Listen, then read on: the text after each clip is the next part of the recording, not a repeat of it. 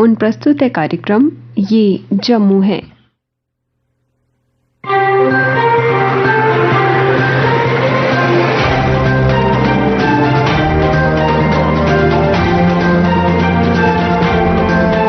श्रोताओं नमस्कार, कार्यक्रम ये जम्मू है में आप सबका स्वागत है। आज के अंक में शामिल है कल शेरे Kashmir university of agricultural sciences and technology Jammu में हुआ 3 दिवसीय Indian ecological society international conference का उद्घाटन। J&K ट्रैफिक पुलिस द्वारा लोगों को जागरूक करने के उद्देश्य से लगाया गया नाका।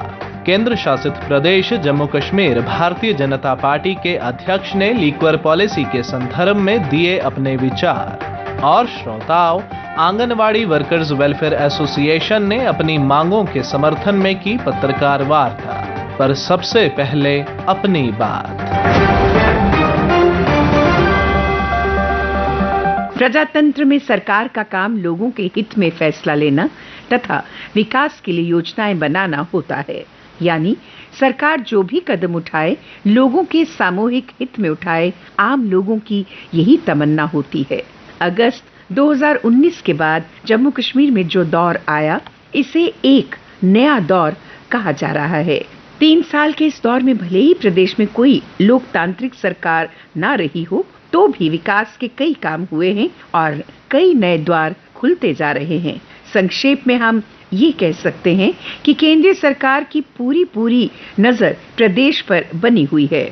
चाहे विकास के काम हो या शांति बहाली के प्रयास हो, केंद्रीय सरकार हर एक कोण से प्रदेश की वर्तमान सरकार का पूरा सहयोग कर रही है। इसकी नुमाया मिसाल है केंद्रीय गृह मंत्री श्री अमित शाह का 3 दिवसीय दौरा। अमित शाह 3 अक्टूबर को जम्मू पहुंचे और विभिन्न प्रतिनिधि मंडलों से उन्होंने बातचीत की और वर्तमान हालात का जायजा लिया। अगले 2 दिनों के दौरान उन्होंने राजौरी और बारामूला में जनसभाओं को संबोधित किया। इसके अलावा उन्होंने क्रमशः तकरीबन 19,100 करोड़ की विकास योजनाओं का अनावरण एवं शिलान्यास किया। इनमें मुख्य हैं Jal Jeevan mission, water supply schemes, roads और power distribution and transmission projects और कुछ ऑनलाइन सेवाएं तथा सहकारिता समूह आदि। इस प्रकार की योजनाएं कश्मीर संभाग के लिए भी हैं। जाहिर है कि कुल तकरीबन 3800 करोड़ की इन योजनाओं का प्रदेश के लोगों को बहुत लाभ होगा। इसके अलावा गृह मंत्री के द्वारा राजौरी की जनसभा में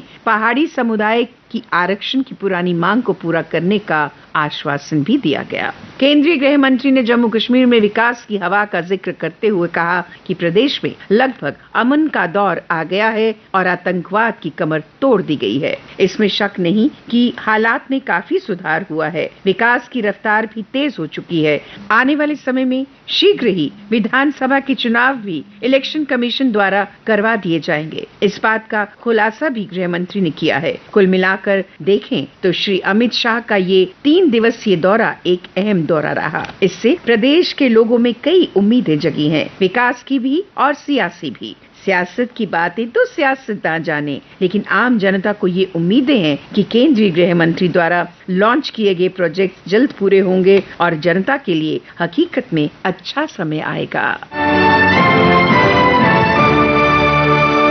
श्रोताओं, कल शेरे Kashmir university of agricultural sciences Jammu में केंद्रीय मंत्री डॉक्टर जितेंद्र सिंह द्वारा Indian ecological society international conference का उद्घाटन किया गया। ये कॉन्फ्रेंस पिछले कल यानी 13 अक्टूबर को आरंभ हुई और कल 15 अक्टूबर को इसका समापन होगा।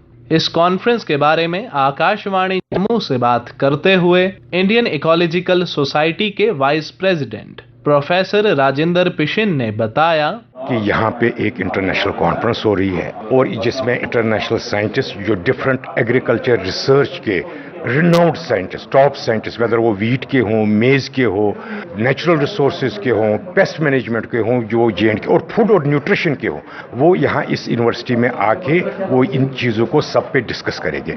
जिनमें पहली चीज़ है कि जेनेटिक इनोवेशन, मॉडर्न, जैसे आजकल आपने ट्रांसजेनिक सुना। 2002 में जब अटल बिहारी वाजपेयी जी की गवर्नमेंट थे, हमने BT कॉटन तो रिलीज किया।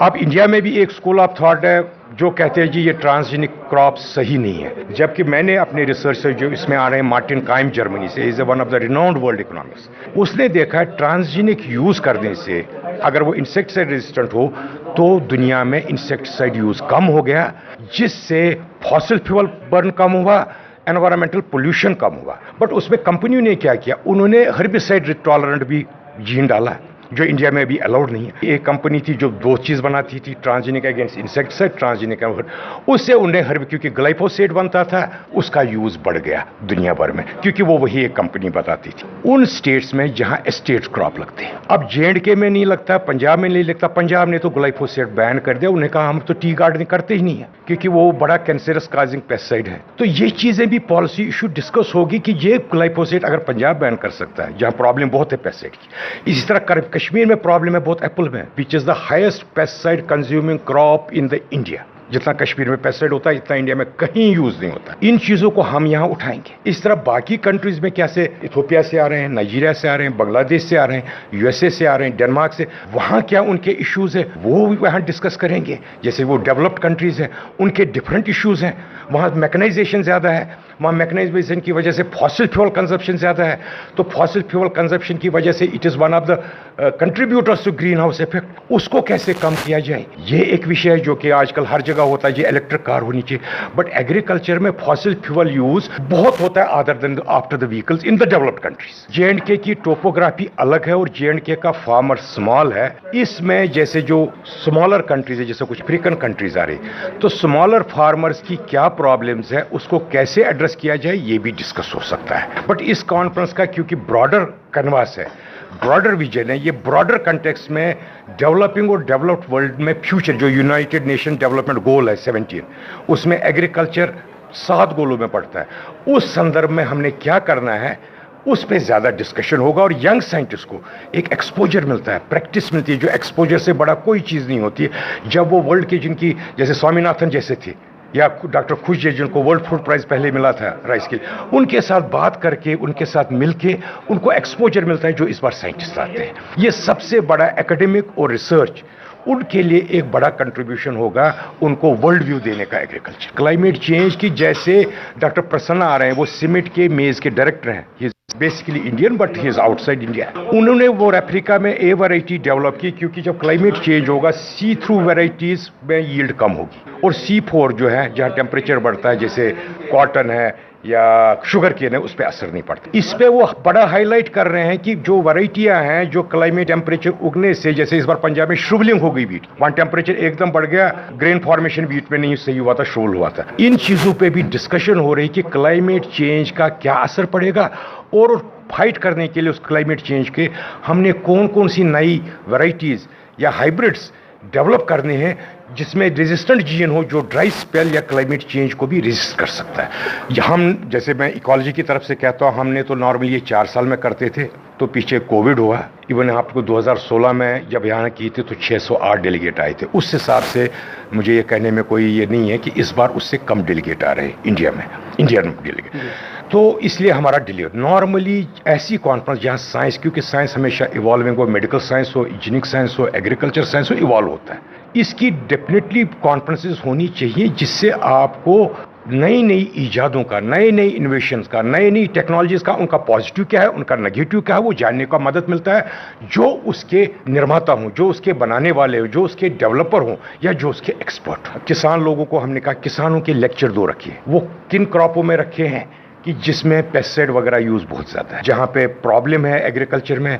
जहां पे वाटर टेबल कम जा रहा है, जहां से कीटनाशक ज्यादा यूज हो रहा है, वो अपनी प्रॉब्लम, और इसीलिए इंडस्ट्रीज को भी बुलाया है ताकि उनका भी सुना जाए, ताकि एग्रीकल्चर इनोवेशन सिस्टम जिसमें 3 फार्मर है, साइंटिस्ट है, इंडस्ट्री भी है। हम इंडस्ट्री को नकार नहीं सकते क्योंकि मैक्सिमम प्रोडक्ट्स आजकल जैसे वो ट्रैक्टर हो, केमिकल्स हो, वो इंडस्ट्री देती है। आप प्रोटोटाइप डेवलप करते हैं, जैसे आप गाड़ी लेते हैं, प्रोटोटाइप रिसर्च ने डेवलप किया, फिर इंडस्ट्री करती है। सो इंडस्ट्री का भी मॉडर्न एग्रीकल्चर में बहुत कंट्रीब्यूशन है, तो उनके भी साथ हमें किस टाइप की टेक्नोलॉजी चाहिए, तो इंडस्ट्री को भी आपको क्या करना चाहिए कि जो आपके ये इनपुट्स है वो सस्टेनेबल हो और उससे हमारे नेचुरल रिसोर्स सही रहे और एनवायरमेंटल पोल्यूशन वगैरह कम। इस कॉन्फ्रेंस के बारे में अधिक जानकारी देते हुए Sher Kashmir university of agricultural sciences के vice chancellor professor JP Sharma ने बताया, इसका जो मुख्य विषय रखा गया है कि सस्टेनेबल एग्रीकल्चर इनोवेशंस, यानी ऐसी तकनीकियां जो हमारी जो जलवायु है, हमारा पानी है, नेचुरल रिसोर्सेज हैं, हमारी ज़मीन है, उनको नुकसान पहुंचाए बगैर किस तरह से किसान की पैदावार और उसकी आमदनी बढ़ सकती है, ऐसी टेक्नोलॉजीज़ पे इसमें चर्चा होगी। और इसमें जो प्रख्यात वैज्ञानिक हैं कई देशों के, चाहे वो अमेरिका के हों, जर्मनी के हों, डेनमार्क के हों, केन्या के हों, नेपाल के हों, बांग्लादेश के हों, और वो बड़े सम्मानित वैज्ञानिक हैं जिन्होंने इस विषय पर काम किया है, वो यहाँ पर होंगे। और हमारे देश के अपने करीब 300 वैज्ञानिक इसमें भाग ले रहे हैं और आशा है कि इससे जो मंथन होगा और इससे जो रिकमेंडेशन निकलेंगी, क्योंकि अंतर्राष्ट्रीय परिप्रेक्ष्य में कार्यक्रम हो रहा है, तो इसकी जो रिकमेंडेशन है न कि सिर्फ भारत के लिए, अन्य देशों के लिए भी बड़ी सार्थक होंगी। इनमें जो विषय रखे जाएंगे, जैसे क्लाइमेट चेंज है, अभी 10-15 साल पहले जो क्लाइमेट चेंज की बात करते तो एक फैशनेबल वर्ड था, लेकिन इसने लोगों को महसूस नहीं किया था। अब हम हर रोज़ क्लाइमेट को जो चेंज हो रहा है, उसके जो नेगेटिव इफ़ेक्ट हैं, उसको हम देख रहे हैं कि इस समय फसल कटने का टाइम था धान का, वो 4-6 दिन में फसल कटती, लेकिन वो चौपट हो गई, जीरो हो गई। तो ये ऐसा पहले होता नहीं था। पहले एक सीज़न का एक वो होता था कि बरसात कब शुरू होगी, विंटर कब शुरू होगा। अभी अनायास कोई भी चीज़ हो जाती है। पहले जैसे बारिश होती थी तो एक जगह में बारिश होती थी तो उसका दूर तक बारिश होती थी, लेकिन अभी क्या है, पॉकेट्स में, तो आपको ये नहीं पता लग रहा। और टेम्परेचर जो बढ़ रहा है, जो एग्रीकल्चर है वो सबसे ज़्यादा प्रभावित होती है क्लाइमेट चेंज से। वैसे तो पशुओं पर भी अंतर पड़ता है, हर चीज़ पे पड़ता है, लेकिन जो खेती है वो हमारा सारा जो टेम्परेचर और क्लाइमेटिक कंडीशन बेस्ड है। अब मान लीजिए टेम्परेचर, गेहूँ का बोने का समय हम कहते हैं नवंबर, वो इसलिए कहते हैं कि उस समय जर्मिनेशन उस टेम्परेचर में जो है अच्छा होता है। हम कहते हैं सरसों जो है मिड अक्टूबर में बोई जानी चाहिए, क्योंकि उसके लिए 26 डिग्री जो एवरेज टेम्परेचर की ज़रूरत होती है वो उस समय मिलता है। लेकिन यदि ये टेम्परेचर बाद में हो जाए या पहले ही आ जाए तो हमारी जो पैकेज और प्रैक्टिसेज हैं वो सारी चेंज हो जाएंगी। तो ये बड़ा इसका इल इफेक्ट पड़ रहा है। अब पानी है, खेती के लिए 3 चीज़ें बहुत इम्पोर्टेंट होती हैं, वो हम सभी जानते हैं। एक तो ज़मीन होनी चाहिए, पानी होना चाहिए और खेती करने वाला होना चाहिए। इनमें तीनों में बड़ी दिक्कत आ रही है। ज़मीन हमारी घटती जा रही है, हमारी रिक्वायरमेंट फूड की बढ़ती जा रही है। ज़मीन की उर्वरा शक्ति, जैसे डॉक्टर साहब ने, पेशेंट साहब ने जिक्र किया था कार्बन कंटेंट का, यहाँ का जो कार्बन कंटेंट है वो बहुत कम है। जैसे 0.5% है। कंडी एरिया का हम देखें, सांबा का, कठुआ का, वहाँ तो 0.3% है। पूरे देश का देखें तो 0.6% है, जबकि ये जो पहले हुआ करता था ये बहुत ज़्यादा होता था। और ये जो कार्बन कंटेंट डिसाइड करता है कि हमारी जो ज़मीन है उसकी उर्वरा शक्ति क्या है। तो अब इस चीज़ पे भी जोर दिया जा रहा है, नेचुरल फार्मिंग पे, ऑर्गेनिक फार्मिंग के, कि इसमें जो कार्बन कंटेंट बढ़े, ह्यूमस बढ़े, उसकी वाटर होल्डिंग कैपेसिटी बढ़े, एयरेशन ज़्यादा मिले प्लांट्स को, और हमारी जो ज़मीन है उनकी उर्वरा शक्ति जो है बरकरार बनी रहे। इन चीज़ों पे भी बात होगी। कंजर्वेशन एग्रीकल्चर पे बात होगी, प्रिसीजन फार्मिंग पे, कि जितनी ज़रूरत है हम उतना ही दें। अभी किसान जैसे कोई फसल है, ज़रा सा पीली पड़ी, उसमें जो है यूरिया डाल देते हैं। ज़रूरत यूरिया की नहीं है, ज़रूरत और तत्वों की भी हो सकती है। तो ये जो आपका जो हमने एक STFR मीटर निकाला, soil test based fertiliser recommendation, soil health card भी बनाया, तो उसका उपयोग कैसे किया जाए, इन चीज़ों को भी बढ़ा देना है। प्रिसीजन फार्मिंग को देना है। बायोडाइवर्सिटी की चर्चा इसमें होगी। इसमें सस्टेनेबल जो गोल्स रखे गए हैं, भुखमरी को मिटाना है, ये सारी चीज़ें कैसे हो सकती हैं, इस पे चर्चा होगी।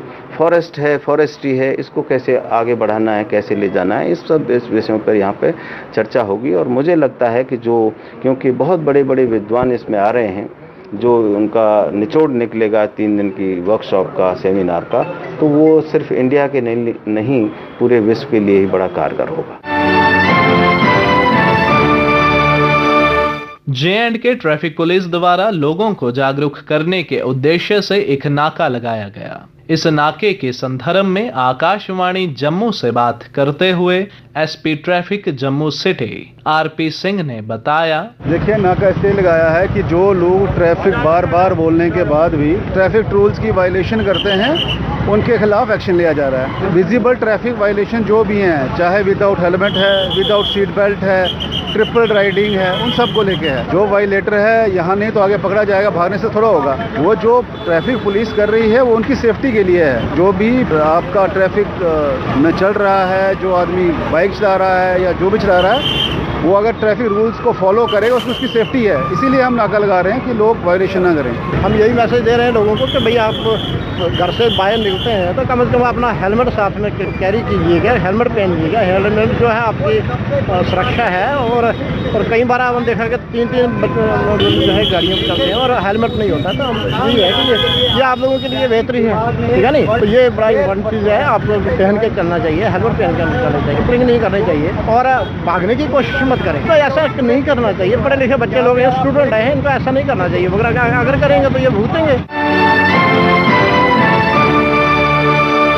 केंद्र शासित प्रदेश जम्मू कश्मीर भारतीय जनता पार्टी के अध्यक्ष रविंद्र रैना ने लिक्वर पॉलिसी के संदर्भ में अपने विचार रखते हुए कहा, जम्मू कश्मीर एक बॉर्डर स्टेट है। मैं जब 2014 में एमएलए बना था, मैंने जम्मू कश्मीर असेंबली में एक प्राइवेट मेंबर्स बिल लाया था कि जम्मू कश्मीर में शराब पर प्रतिबंध होना चाहिए। टोटल जम्मू कश्मीर में शराब की बिक्री को प्रतिबंधित कर देना चाहिए और तमाम प्रकार के जो नशे हैं वो जम्मू कश्मीर से हमको खत्म करने हैं, क्योंकि ये बॉर्डर स्टेट है। देश दुश्मन ताकतें ऑलरेडी हमारे खिलाफ षड्यंत्र कर रही हैं और मुझे लगता है कि ये जो डिपार्टमेंटल स्टोर्स में इस प्रकार की लिकर की अवेलेबिलिटी का मामला है, ये एक गंभीर मामला है और इस पर पुनः नजरसानी होनी चाहिए। इसी के साथ वोटर लिस्ट में नाम शामिल करने के संदर्भ में उन्होंने कहा, देखिए, जो रिप्रेजेंटेशन ऑफ पीपल्स एक्ट 1951 है, हमारे देश का संविधान, हमारे देश का कानून हर एक शहरी को ये हक देता है कि अगर जिस जगह वो रह रहा है वहाँ वो अपना वोट बनाना चाहे तो बना सकता है, बशर्ते उसको अपने मूल स्थान से जो रजिस्टर्ड वोटर लिस्ट में नाम है वो फॉर्म 6 भर के कटवाना पड़ेगा। इसलिए जो लोग जम्मू कश्मीर में बाहर से रह रहे हैं, कई सालों से रह रहे हैं, अगर वो अपना वोट पीछे डिलीट कराएंगे और आधार के साथ लिंक करा के यहाँ रह सकते हैं, इसमें कोई दो राय नहीं है। ये तो रिप्रेजेंटेशन ऑफ पीपल्स एक्ट 1951 में जो बना उसमें लिखा है। कोई मोदी जी ने, कोई अमित शाह साहब ने तो ये कानून लाया नहीं है। आंगनवाड़ी वर्कर्स वेलफेयर एसोसिएशन ने एक पत्रकार वार्ता का आयोजन किया। अपनी मांगों को सरकार के समक्ष रखते हुए मजदूर संघ के अध्यक्ष अशोक चौधरी ने कहा, आपके माध्यम से सरकार के सामने ये बात रखना चाहते हैं कि पिछले जनवरी 2022 से लेकर आज तक इनका हानरियम जो है वो तक नहीं निकला है। दूसरा, जो इनकी मेन डिमांड जो है वो आपके सामने पहले कई बार रखी जा चुकी है। एलजी साहब को पत्र भी लिखे गए हैं, लगभग 20-22 हजार पत्र आंगनवाड़ी वर्कर और हेल्पर ने लिख के इनके वहाँ भेजे हुए हैं। और मेन हमारा इशू यह है कि हमारी स्टेट गवर्नमेंट है 1978 से लेकर ये काम कर रही है जम्मू कश्मीर के अंदर, लेकिन स्टेट का जो शेयर है, जैसे बाकी के प्रदेश हैं, सब प्रदेशों के अपने अपने शेयर वो हर साल इंक्रीज करते हैं, 2 साल के बाद, साल के बाद इंक्रीज करते हैं। जो गवर्नमेंट ऑफ इंडिया है उसकी तरफ से जो सेंटर की स्कीम जो चल रही है उसके तहत 4,500 रुपया पूरे देश के अंदर हर आंगनवाड़ी वर्कर को मिलता है। लेकिन बाकी का जो पैसा है वो प्रदेश सरकार की जितनी स्कीम्स है या बाकी के काम वो करवाते हैं उसके एवज में वो सारा पैसा उसको देते हैं। जैसे 12,000 रुपया हरियाणा में है, 9,000 रुपया हिमाचल में है। यूनिफॉर्म जो 4500 रुपया सेंटर देता ही है, बाकी का 4500 रुपया स्टेट दे रही है, किसी की 3500 दे रही है, किसी का 7,000 दे रही है। कुल मिला के अलग अलग स्टेट्स में जो हमारी नाइल स्टेट है, नजदीकी स्टेट है, वो दे रही है। लेकिन जम्मू कश्मीर की सरकार मात्र हमें 600 रुपया देती है, वो भी टाइमली नहीं मिल रहा है। मैंने जैसे आपको बताया कि जनवरी से लेकर आज तक इनका पैसा पूरे का पूरा पेंडिंग है। आप सबको पता है त्योहार है तो दीपावली आएगी, तो इसका कोई भी सुनने वाला नहीं है। श्रोताओं, अगर आपके इलाके में कुछ समस्याएं हैं तो आप उन्हें हमें फोन करके भी रिकॉर्ड करवा सकते हैं। आपकी मुश्किलात हम इस प्रोग्राम में शामिल करेंगे। रिकॉर्डिंग का समय रहेगा हर वीरवार दोपहर 3 से 3:30 बजे तक। हमारे फोन नंबर्स हैं 0191 256 3476, 256 3473 और 256 3459। आपकी फोन कॉल्स का हमें इंतजार रहेगा। इसी के साथ ही कार्यक्रम ये जम्मू है का आज का अंक समाप्त होता है। वाचक ऋषिव प्रभाकर, स्थल रिकॉर्डिंग सुनील कुमार रैना और रमेश कुमार शर्मा, प्रस्तुतकर्ता बच्चन भगत।